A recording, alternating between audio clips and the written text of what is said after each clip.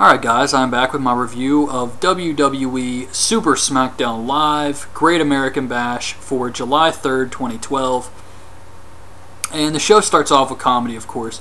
You have all the wrestlers having a big party backstage, Hornswoggle's in a kiddie pool, Teddy Long's the cook, he's got Eve dressed up as a maid to clean up the party afterwards, Santino's there, he's got his Cobra all dressed up, and he goes to light the barbecue, and he can't get it lit, of course, so Kane walks by, does his gimmick, and the barbecue explodes into flames.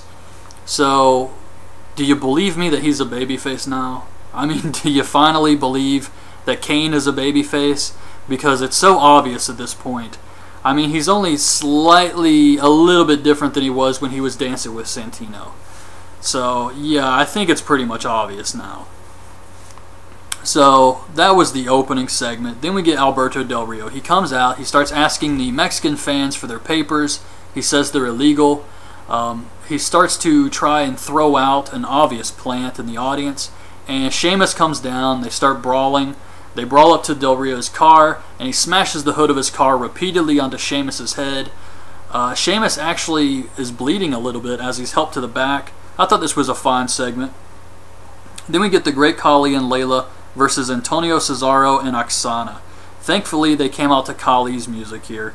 Layla wins with a neck breaker. It just wasn't very good, and Antonio actually looked weak here, which was a horrible idea.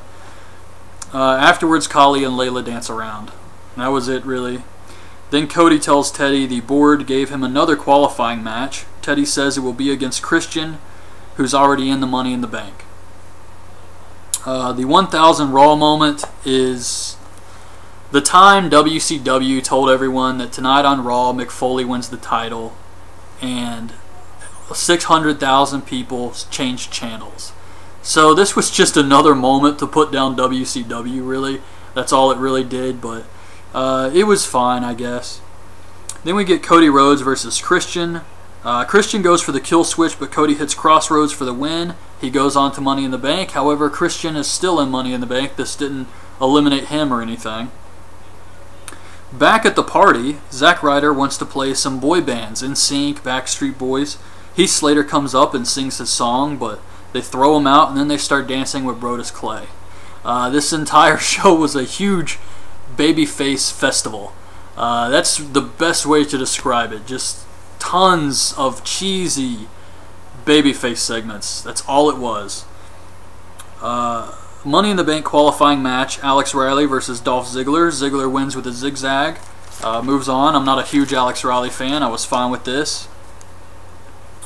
Hopefully Ziggler goes on to win it, but we'll see what happens. I'm still holding out for a Wade Barrett return.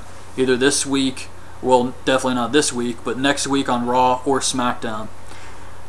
Probably would have to be Raw. If the pay-per-view, I believe, is next weekend, it would have to be Raw. So Michael Cole does an interview with AJ. He hits on her. So Daniel Bryan comes out, says he cares about AJ, and he knows that she only meant to put CM Punk through the table on Raw.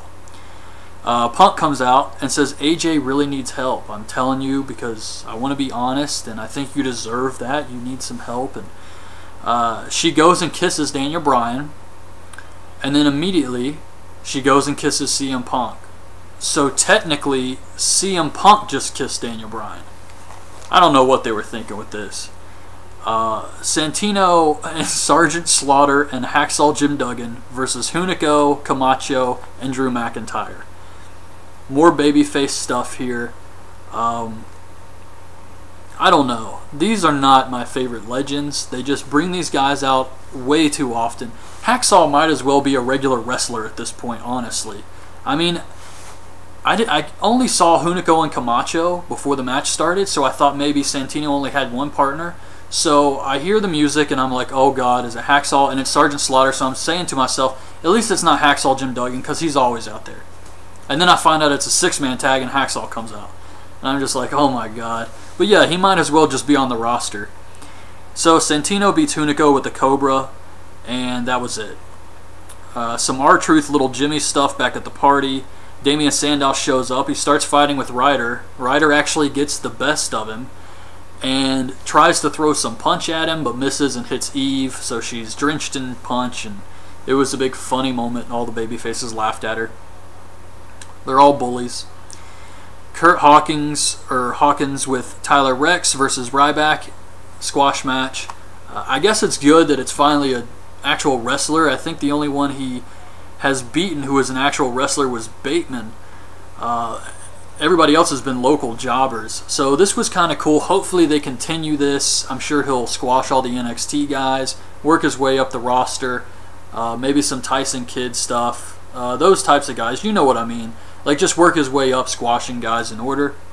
Then we get another 1000 Raw moment. Donald Trump dropping money on the fans. Teddy Hart comes out. Teddy Hart. Oh my God, I can't believe I just said that. Teddy Long comes out. He thanks the fans. He starts the Battle Royal to see who will be general manager of SmackDown next week. So I'm instantly thinking, if it's only SmackDown, they got a big name coming as a surprise on Raw Monday. Someone like Steve Austin, maybe, who's going to show up to promote Redneck Island. And then, of course, with his schedule, he can't be general manager of SmackDown too. So this will give them a big name on Monday, and then they have, you know, a general manager for SmackDown set up. So Kali is in this Battle Royal, and he actually doesn't get eliminated first. He gets eliminated 5th, I think, but not first. So that was surprising. CM Punk eliminates himself and Daniel Bryan. Big Show eliminates Cena, and it comes down to Big Show, Ziggler, Kane, and Zack Ryder. Kane eliminates Ziggler and Show, so it's down to Kane and Ryder. Kane charges at Zack Ryder. He pulls down the ropes. Kane goes over. Zack Ryder wins the Battle Royal and is going to be the general manager of SmackDown next week. So that was it, really. No idea why this needed to be a live Super SmackDown huge bash type thing, but it was more like an average SmackDown to me. I mean, the Battle Royal was cool. But yeah, it just, nothing really progressed here. It was kind of just one of those goofy, fun WWE shows. However, I didn't really care that much for the matches. The comedy was just, it's not for my age range, if you know what I mean. It's for younger fans. And it just didn't really do anything for me personally as a fan. I've seen Sergeant Slaughter, I've seen Hacksaw, and it was just all a bunch of comedy stuff. So for me, this show was definitely below average. I guess if you look at it as one of those WWE fun shows, it's probably okay. Because sometimes those things are really bad. So I guess this one was okay, but just as a typical SmackDown, it was definitely below average. So that's it, really. That's my review of the Great American Bash Super SmackDown. I hope you guys liked this review. Leave your thoughts on the Great American Bash in the comments below, and thanks for watching. Bye.